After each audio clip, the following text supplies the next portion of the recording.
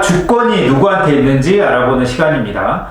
우리나라 주권을 살펴보기 위해서는 우선 헌법을 봐야겠죠. 그러면 대한민국 헌법 전문을 살펴보도록 하겠습니다. 대한민국 헌법 전문, 유구한 역사와 전통에 빛나는 우리 대한국민은 3.1운동으로 건립된 대한민국 임시정부의 법통과 불의에 거한 4.19 민주이념을 계승하고 라고 나왔습니다. 임시정부 하면 떠오르는 사람 누구세요?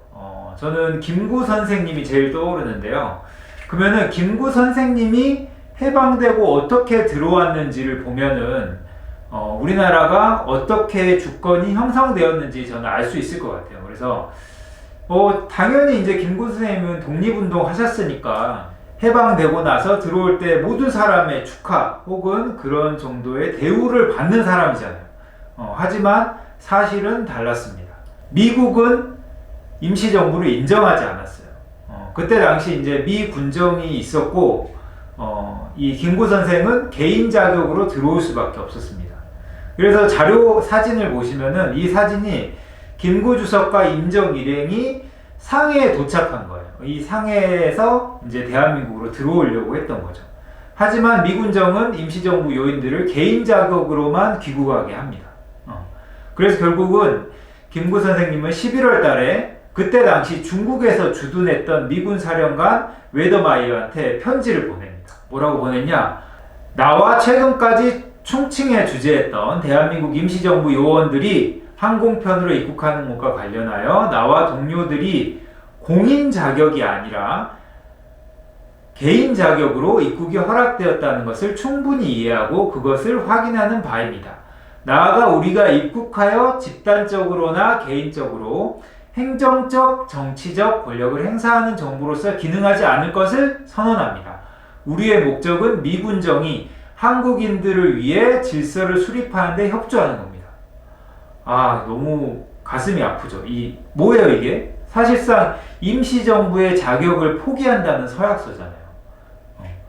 결국 그냥 생각해 보면은 우리나라 대한민국의 주권, 그 헌법 전문에 임시정부의 법통을 계승한다고 하는데 임시정부의 핵심 인사들, 주요 인사들이 임시정부 자격도 못 받고 들어왔다는 겁니다. 이게 뭔가 모순이 있는 거죠. 심지어는 그때 당시에 이제 미군 사령관 존 하지 중장은 뭐라 그랬냐면 김구는 스튜의 간을 맞추는 소금에 불과하다라고 발언했었어요. 그러면 김구라는 인물은 전혀 안중에 없었다는 거죠. 그러면 이제 미 군정이 어떤 존재길래 왜 우리나라 헌법 전문에 있는 임시정부를 인정하지 않는 그런 무소불위의 권력을 차지할 수밖에 없었는지를 살펴보면 우리나라 주권이 어디에서부터 출발했는지 좀 알 수가 있습니다. 자, 이제 사진을 보시죠. 미 군정의 시작은 저는 이 사진 하나로 정확히 알 수 있다고 보는데 1908월 15일 날 이제 조선 총독부에 일장기가 내려가죠. 일장기가 내려가고 나서 당연히 태극기가 올라가야 되는데 다른 깃발이 올라갑니다. 바로 성조기가 올라가는 거죠. 그때 당시에 메가더 미 육군 총사령관이 한반도에 진주하기 전날 포고령 제1호를 발표를 합니다. 그 포고령 제1호에 뭐가 쓰여 있냐면 북이 38도선 이남 조선 영토를 점령한다고 명시했어요. 그러니까 점령한 거죠. 곧 그때 당시에 미 군정이 점령해온 이 38선 이남의 영토, 지금의 이 대한민국의 영토가 미 군정에서부터 내려오고 있는 거죠. 이게 바로 한국 정치의 출발인 거죠. 그래서 이제 결국 초대 대통령이 이제 이승만 대통령이 됩니다. 근데 이승만 대통령이 과연 어떤 사람인가? 이승만 대통령도 역시 임시정부 활동을 했습니다. 근데 임시정부에서 초대 대통령으로 선출이 돼요. 1919년 9월 11일에. 근데 이 이승만은 그때 당시에 이제 윌슨 미 대통령에게 위임 통치 청원서를 보냅니다.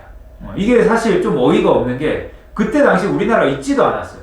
근데 우리나라를 위임, 곧 대신 통치해 달라는 거예요. 신채호 선생님 같은 독립운동 지사분들이 엄청 화를 많이 냈습니다. 이완용은 있는 나라를 팔아먹었지만 이승만은 없는 나라를 팔아먹었다는 거예요. 아직 독립도 안 했는데 독립이 되기도 전에 우리는 통치할 능력이 없으니까 미국이 대신 와서 통치해 주세요. 이렇게 편지를 보낸 거죠. 그리고 임시정부 당시에 이승만이 금전 문제도 심각했습니다. 결국 이승만은 임시정부 대통령에서 탄핵이 됩니다. 근데 다시 돌아와서 대한민국 대통령이 되는 거예요. 이게 무슨 말이냐면 지금 박근혜가 탄핵됐잖아요. 박근혜가 다시 돌아와서 대통령 하는 거예요. 근데 이승만이 대통령 할 수 있었던 이유가 뭐냐면 이 미국의 전통적인 이 친미 인사 육성 방식이 바로 유학생들을 받아서 친미 인사들을 육성하는 거예요. 자기한테 제일 말 잘 듣는 사람을 육성하는 거죠. 그래서 결국은 그때 당시 이승만이 들어왔을 때 국내 지지 기반이 거의 부재했습니다. 그렇기 때문에 그때 당시에 미군정이 세워지면서 친일파들을 다시 다 등용했고 이승만 역시 내각 전체에 53명, 이승만 기간 동안에 내각 장관을 한 사람이 53명이었는데 그 가운데 미국이나 영국 유학파가 25%, 일본 유학파는 32%에 달합니다. 그러니까 대부분 그런 이제 이 일제시대 때 친일했던 사람들, 그리고 해방되고 나서는 친일파가 친미파로 변한 이런 인간들을 데리고 정부를 구성했다는 거죠. 그러니까 우리나라가 친일 청산이 안 됐던 거예요. 제가 제일 처음에 소개했던 김구 선생님은 최후를 어떻게 맞이했냐면 여러분 다 아시다시피 안두희가 암살해서 김구 선생님 돌아가셨습니다. 근데 안두희의 정체가 나중에 밝혀지게 돼요. 충격적으로 저는 나중에 알게 됐는데 미국 CIA 요원이었어요. 미국 CIA 전신인 CIC 요원이었고 그때 당시에 남한 주둔 CIC에서 근무했던 조지 실리 소령이라는 사람이 보고서를 씁니다. 미군 CIC 요원이었던 안두희가 김구 선생을 암살했다라고 밝혀지게 됩니다. 이게 52년 만인 2002년 국사편찬위원회에서 공개가 되는 거죠. 근데 여러분 아무도 그때 당시 CIC 요원이었던 안두희를 통해서 김구를 암살했다라는 사실을 52년 후에 알게 된 겁니다. 미국은 그때 당시에 이승만을 제외한 민족의 편에 서려고 했던 수많은 사람들을 다 암살합니다. 김구, 여운형 뭐 등등등. 그래서 결국은 이 철저하게 친미주의자였던 이승만만 남게 되는 거죠. 그리고 미국은 이승만을 세우는 것부터 시작해서 이승만을 하야하는 것까지 아주 친절하게 AS를 다 해주는데 4.19 혁명이 터지고 이승만이 더 이상 그 자리에 있게 되면은 체제가 흔들리게 되는 상황이 됩니다. 그래서 미국은 이승만을 끌어내리게 되는 거죠. 그래서 1960년 4.19 혁명 있은 후에 7일 후에 월터 맥카난이 당시 주한미 대사가 이승만을 만나요. 그래서 하야를 촉구를 하죠. 그래서 목숨은 살려줄 테니까 네가 가라. 하와이로. 그래서 하와이에 이승만이 가서 결국은 하야를 하게 되는 겁니다. 자, 이승만 다음에 이제 박정희가 등장을 하게 되죠. 4.19 혁명으로 민주주의를 쟁취한 국민들의 염원을 박정희는 5.16 쿠데타로 짓밟아 버립니다. 근데 이 5.16 쿠데타가 박정희 개인이 일으켰냐? 절대 아니겠죠. 왜냐하면 그때 당시에 군사작전 통제권은 미국에게 있었습니다. 그래서 5.16 쿠데타 당시에 미 중앙정보국 CIA 국장이었던 덜레스 씨가 1964년 5월 3일 날 영국 BBC 방송에 나와서 이런 말을 했습니다. 내가 재임 중에 CIA 활동으로서 가장 성공을 거둔 것은 5.16 쿠데타다. 만약 미국이 뭔가를 하지 않았더라면 한국민들은 공산주의자들의 선전에 현혹되어 남북 통일을 요구하는 폭도들을 지원하였을지도 모른다. 이 박정희가 철저하게 미국의 이해에 맞게 쿠데타를 일으킬 수 있게 지원했던 것이 바로 미국이었던 겁니다. 그리고 박정희가 이제 계속 18년 동안 이 독재를 하다가 마지막에 또 어떻게 됩니까? 김재규의 총에 죽죠. 근데 이 박정희의 죽음에도 미국이 깊숙이 개입했다라는 여러 가지 의혹들이 있습니다. 그때 당시에 이제 김재규가 재판 과정에 자기의 배후에 미국이 있다는 걸 거듭 암시를 해요. 그때 당시 정황을 보면 충분히 그럴 수 있습니다. 왜냐하면 암살 직전에 글라스틴 주미대사를 3번이나 만났어요. 그리고 암살 당일도 만났어요. 여러분 그 박정희 죽었을 때 그때 당시의 상황이 김재규 혼자 가서 총을 쏜 게 아니에요. 거의 군사작전을 지휘했어요. 근데 이거를 미국이 몰랐을 리가 없죠. 그리고 암살 며칠 전에 로버트 브루스터 미 중앙정보국 한국 지부장도 만났어요. 그래서 이 박정희가 실제 죽고 나서 1979년 11월 5일자 뉴욕타임스에서 이렇게 보도가 납니다. 박정희 암살에 대한 보도를 하면서 죽인 거는 한국이지만 지시한 건 미국이다. 이런 말을 한 거죠. 그래서 이승만부터 박정희까지 전부 미국이 한국 정치에 깊숙이 개입돼 있습니다. 그 다음 누구죠? 전두환이죠. 전두환은 또 박정희가 죽고 나서 그때 당시에 민주화 국면이 옵니다. 하지만 이 전두환은 이거를 탄압을 하죠. 그리고 그에 들고 일어난 광주 시민들을 무참하게 사륙을 합니다. 이게 5.18이죠. 그러면 12.12 쿠데타와 미국은 어떤 관련이 있냐? 미국 비밀 문서 중에 공개된 자료만 봅시다. 12.12 쿠데타 직후에 12월 14일이었어요. 전두환이 글라이스틴 당시 주미대사를 찾아가 도움을 요청을 합니다. 5.18 당시에 광주 학생 지도부가 글라이스틴 대사에게 중재 요청을 했어요. 근데 그때는 거절했죠. 사실 미국이 자유를 수호하는 나라, 민주주의 나라라고 하면은 전두환 학살을 반대한다라고 얘기를 했어야죠. 하지만 미국이 신군부 쿠데타를 인정하고 광주 학살을 방조했던 사실들이 너무나 많잖아요. 알려져 있죠, 지금. 그럼 전두환은 어떻게 물러나게 되죠? 임기를 다 채우기 전에 6월 항쟁이 일어나게 됩니다. 6월 10일 날 엄청나게 많은 사람들이 거리에 나와서 민주화를 이야기를 하죠. 그때 당시 전두환이 또 군대를 동원해서 진압하려고 했어요. 근데 그 1, 2대사가 전두환을 찾아가서 레이건 대통령의 친서를 전달하고 계엄령 선포나 군대 동원을 반대한다는 뜻을 전했다고요. 미국이 한국의 민주주의를 위해서 이렇게 친절하게 선택했을까? 당연히 아니겠죠. 미국의 동북아시아 군사전략 계획이 틀어질 수 있는 위기에 처하게 될 겁니다. 곧 이 말 쉽게 설명하면 미국의 군사전략 계획은 전두환, 노태우 같은 사람들이 계속 돼야 되는데 이대로 만약에 군사를 또 투입하게 되면 광주항쟁은 광주에서만 사람들을 죽이면 됐지만 이번 전국에서 일어났잖아요. 이제는 직선제 민주화를 해야 된다라는 판단을 미국이 하게 된 겁니다. 그래서 6.29 선언을 발표하게 되죠. 6.29 선언 누가 발표했어요? 노태우가 발표했죠. 이 중요한 선언을 노태우가 발표를 합니다. 그리고 6.29 선언이 나오고 나서 정치활동 금지 제재를 받고 있던 김대중이 사면 복권됩니다. 그리고 김대중과 김영삼이 경쟁을 하게 되죠. 이때 당시에 이 CIA 보고서를 보면은 노태우는 개혁적 마인드를 가진 리더의 이미지를 보여주고 있고 노동과 사회복지 관련의 이슈에 관심이 있다. 이렇게 이제 막 좋게 평가를 하고 있단 말이에요. 근데 야당 후보인 김영삼이나 김대중 후보는 미군 철수나 대기업 해체 같은 극단적이고 논쟁적인 주제에 관심이 있다. 그래서 결국은 이 노태우 후보가 당선될 수 있고 여러 가지 정치 공작을 하게 되는 거죠. 그리고 CIA 정보팀 분석 보고서에서 이런 문구도 있습니다. 여당이 대대적인 부정행위를 할 수 있다.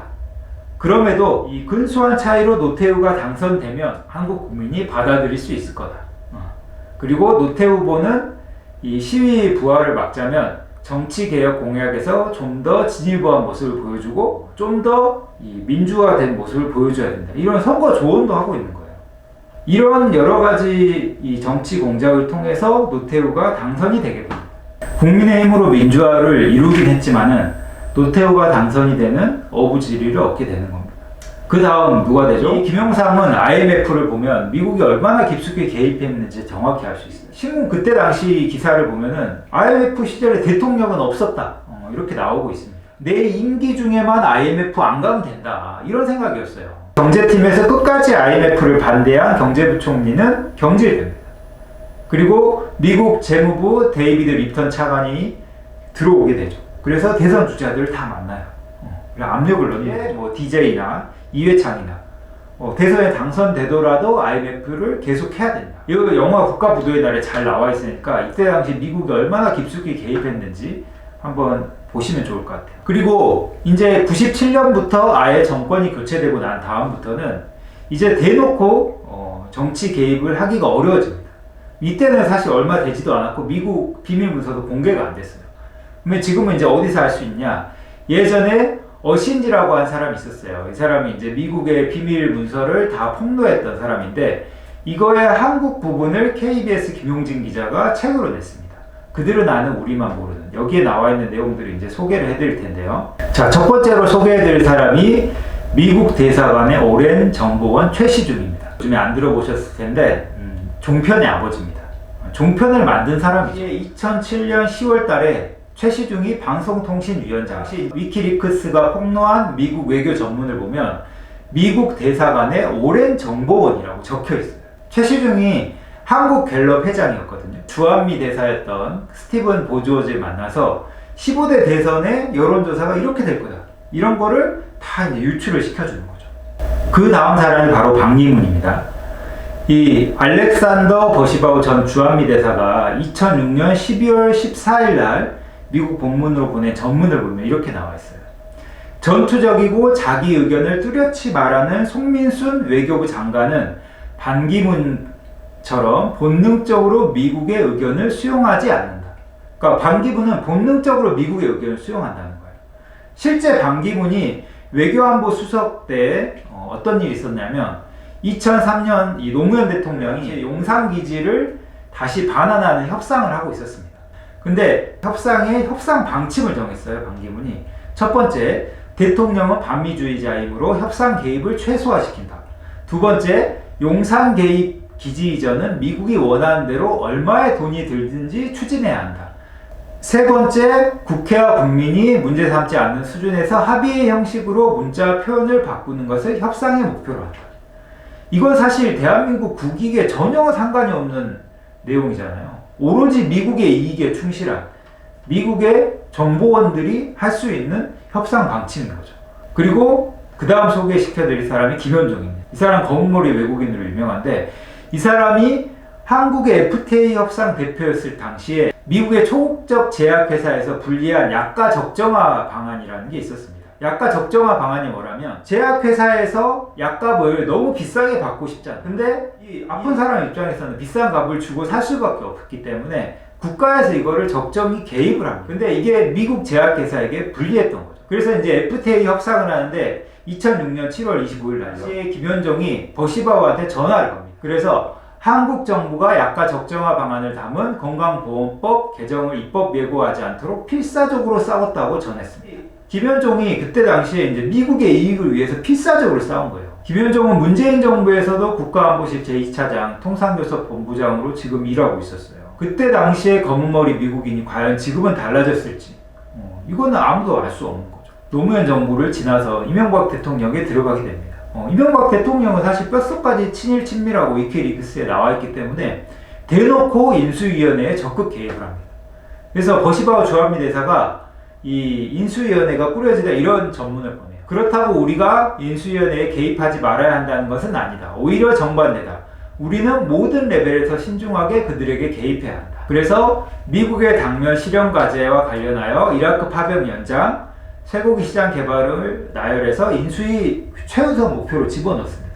그래서 이명박 정부 들어서자마자 바로 FTA 본격적으로 더 이제 추진하고 쇠고기 시장 개방을 합니다. 그래서 2008년에 촛불 집회가 일어나게 되는 겁니다. 그러면 지금 문재인 정부를 봅시다. 문재인 정부에서는 얼마나 달라졌냐.